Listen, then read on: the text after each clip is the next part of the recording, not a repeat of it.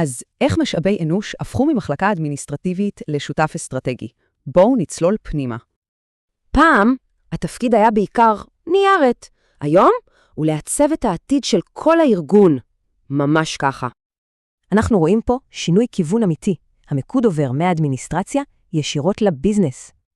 ובכן, העולם העסקי שינה פאזה. ארגונים פשוט הבינו שהאנשים הם הנכס הכי חשוב שיש להם.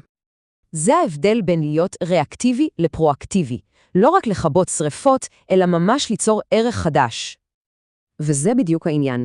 משאבי אנוש הם כבר לא רק תומכי לחימה, אלא שחקן מרכזי על המגרש.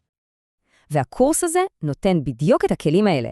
חשיבה עסקית, דאטה, אסטרטגיה, הכל כדי להיות שם. נדבר על תכנון כוח אדם, גיוס טלנטים, ניהול ביצועים, וגם איך מפתחים ומשמרים עובדים. אחד הכלים החזקים ביותר היום, People Analytics. במקום לפעול מתחושת בטן, פשוט מסתכלים על הנתונים. בואו ניקח דוגמה, תהליך הגיוס. כל שלב בו הזדמנות לחבר את הפעולה לאסטרטגיה העסקית. זה אומר שכל פעולה, מהגיוס ועד להדרכה, חייבת לקדם את המטרות הגדולות של הארגון. בסופו של דבר, מה שחשוב זו היכולת לקחת את כל הידע הזה ולתרגם אותו לתוצאות בשטח. וזו השאלה הגדולה. האם משאבי אנוש הם מרכז עלות או מנוע הצמיחה של הארגון כולו?